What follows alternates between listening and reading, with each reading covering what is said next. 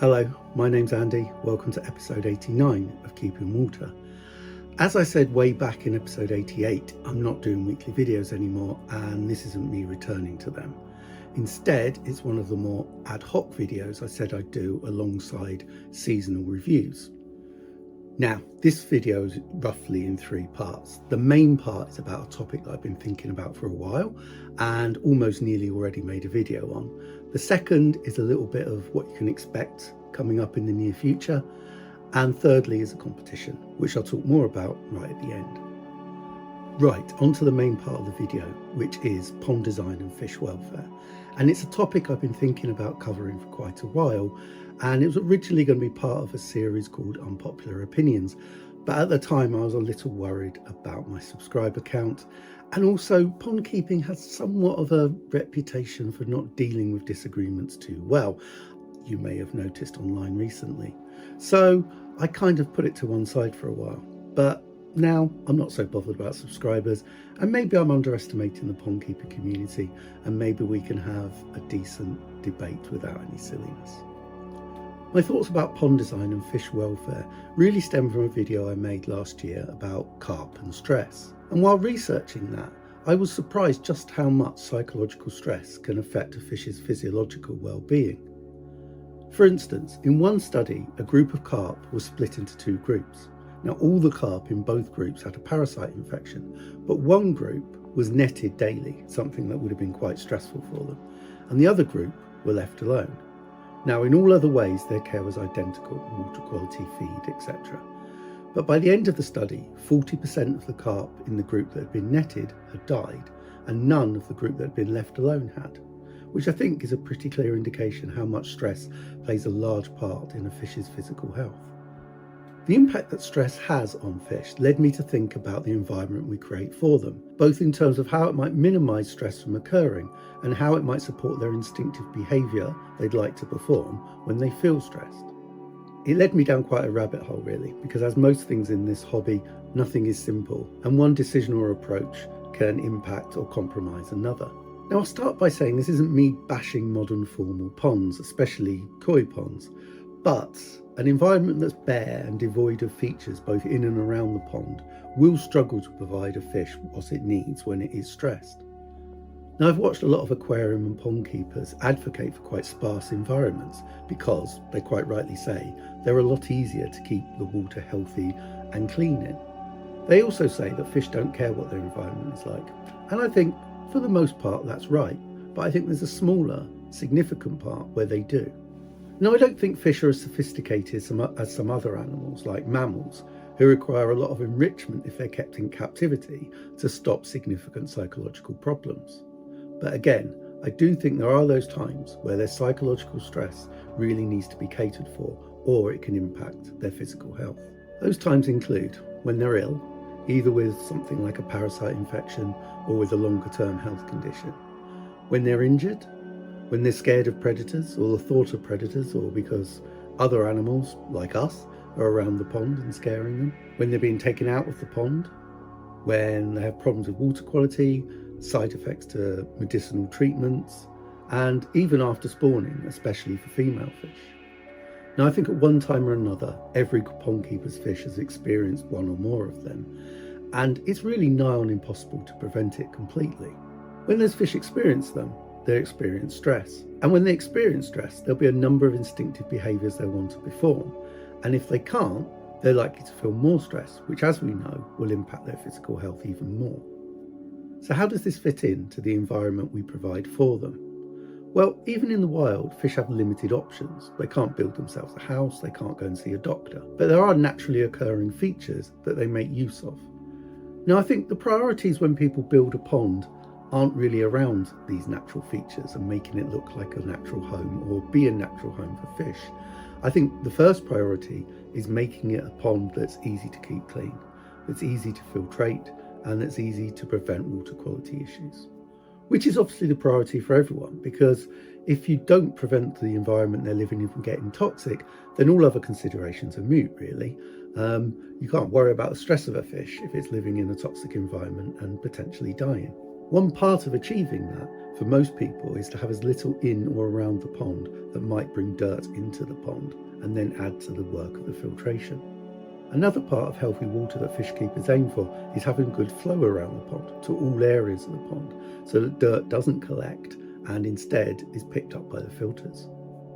The next decision I think pond keepers make is to have an environment that shows the fish off to their best.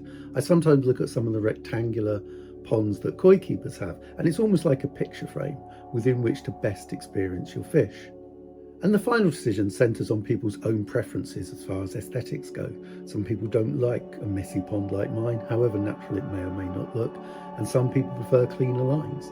And again, when we make our ponds, we spend a lot of time and money and effort and ironically stress, and really we have to make the choice that's best for us. Now the whole point of this discussion is I think there's something equally as important, and as I said, it's how that environment will support a fish's welfare when they're ill, unwell, injured and experiencing stress. As I said, in the wild fish will behave in certain ways when stressed, and they'll do so in the pond as well, or at least attempt to do so. So if a fish is scared because it's been chased by a predator or it's seen a predator or even just thinks there's a predator, it will want to go somewhere deep and dark with cover above it or cover it can hide in. When it's injured or ill, or when the water gets cold, especially suddenly, it will want to go down to the bottom of the pond. Now, this isn't about temperature. This is about conserving energy, because it's easier to just rest on the bottom of the pond than it is to swim in the upper layers of the water. Another thing you may often find when watching videos about koi is their owners will say there's always one particular spot that a poorly fish will go and swim down to. Now, I think there's a couple of factors at play. One will be flow rate. I think you might find it would be interesting to do a survey on this, that spot of the pond is the area of the pond that has the slackest flow, so it's the easiest and most restful place for them to settle. Now I think the other factor is about the other fish basically, and very often when fish are injured or ill they like to get away from the shoal. Now this might seem a little counterintuitive because obviously there's safety amongst other fish, but actually a shoal is quite a boisterous, busy place to be in, and very often poorly fish want to get out of it. Now for me, that has implications for stocking levels.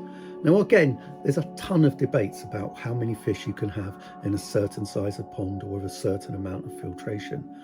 But sometimes when I see ponds and they're really like a fish soup, I do wonder, how do those fish that aren't feeling well, that are feeling poorly, get away from those other fish, get out of the shoal and find somewhere to rest and recover? So to recap, there's a number of things that a stressed fish needs to recover. Firstly, somewhere deep and dark, somewhere that's got cover where they feel safe. They also need somewhere where there's less flow, where it takes less effort for them to hold position and rest, and they can conserve energy. And finally, they need to be able to get away from other fish very often, find somewhere peaceful, find somewhere that's less boisterous, and again, so they can rest and recover. But sometimes it's not always obvious that fish are stressed, and sometimes they don't display what we would see as the actions of a stressed fish, like looking panicky, having clamped fins, or even holding down to the bottom. Now, one thing I used to observe when I used to go fishing a few years ago is how different fish would behave when you caught them and you had them on the bank to unhook them, maybe take a photo or whatever. Some fish would flap around. Made no difference how tired they were from trying to escape you when you hooked them, they would flap around on the bank.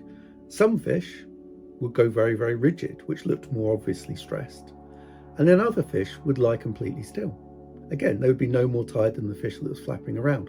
It was just 3 different ways in which fish would behave when they were on the bank and caught. But all of those fish were experiencing high levels of stress. It's a very scary and risky thing to be caught by a fisherman. Even though we do our best to try and treat them nicely, it's still quite a stressful thing. So it's important not to be complacent and think that just because our fish aren't behaving in a certain way that they're not stressed. Now again, sometimes I watch videos and people have got their fish out and they put them in a bowl and they may be treating them or just measuring them, just as I do at times. And they'll say their fish seems quite relaxed and not bothered by it. But I don't think that's true. I think any time that you net a fish out of the pond, take it out of its normal environment and stick it in what is a tiny piece of water in a bowl, they're going to be stressed. And again, we shouldn't really be complacent that they're not, and realise that after such experiences, they're going to want to find somewhere that they can feel safe and recover and rest. Now, it's probably a good point to say that I don't think my pond's perfect. I don't think I've got it all right. There's always that compromise between having a pond that's effectively filtrated, but that also provides fish things they need to support them when they're stressed or just living their fishy life, to be honest.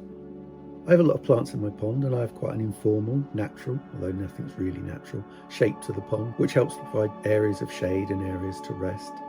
And although the plants do bring in a lot of mess to the pond, they also pull their weight a little bit in helping to keep the water healthy. I haven't got the most up-to-date or modern filtration in my pond, but equally, I've not really experienced any proper water quality issues.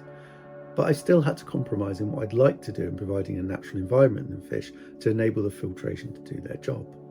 For instance, in 2020, I didn't cut my plants back at all, I just let them grow wild. And the tall marginal plants grew up tall and then sort of bent over and then grew back into the pond. They also grew out of the sides of the basket, and it created what was quite a nice raft and looked, I thought, really natural from underwater, and provided the fish with a lot of cover to both hide under and hide in.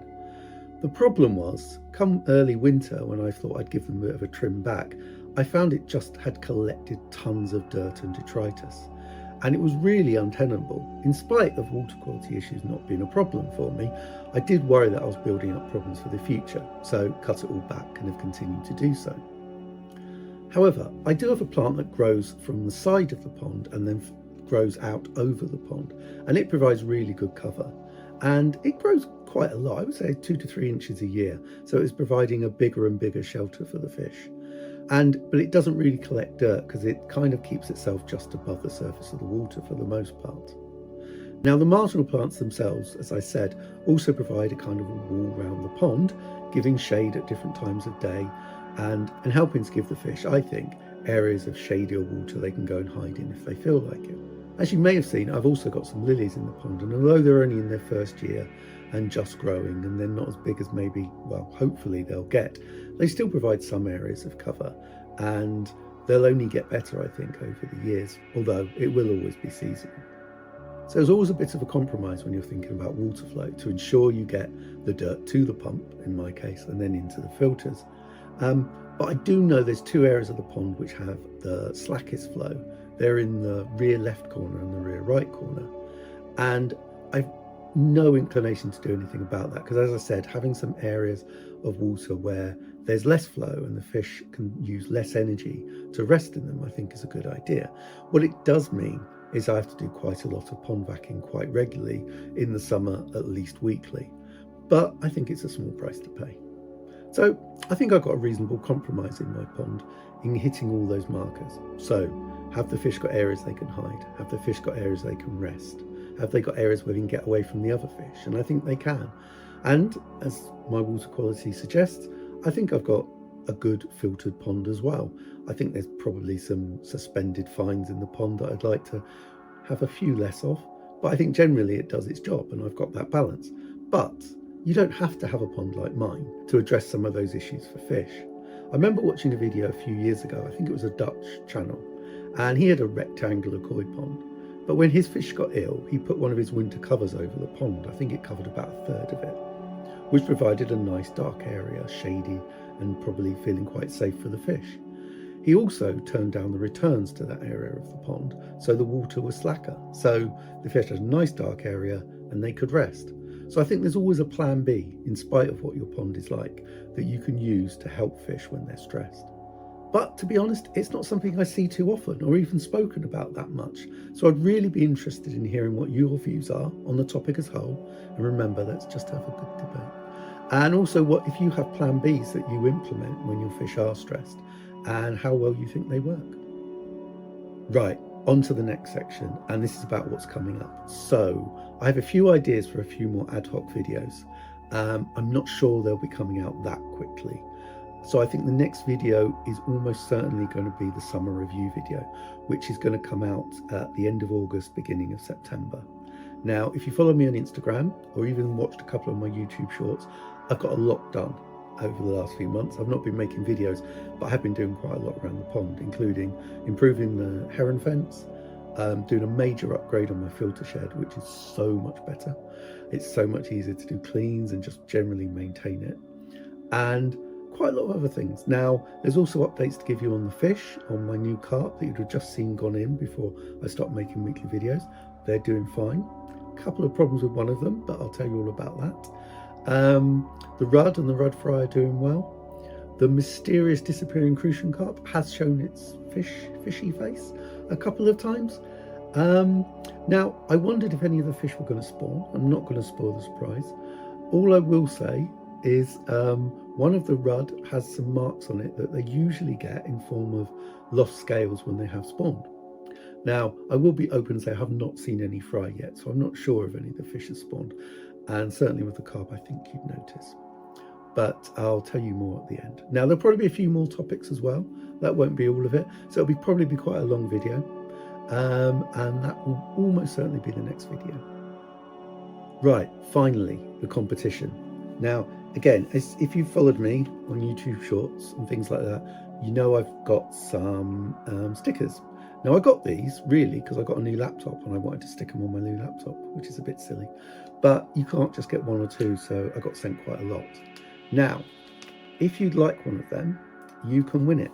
And the competition is as follows. In the comment section below, please put down how many fish you think I've got in my pond. Now, I'll start by saying I'm not entirely sure how many fish I've got in my pond, and that's because I don't know for certainty how many rudd fry I've got, but I have given a number to it in a previous video.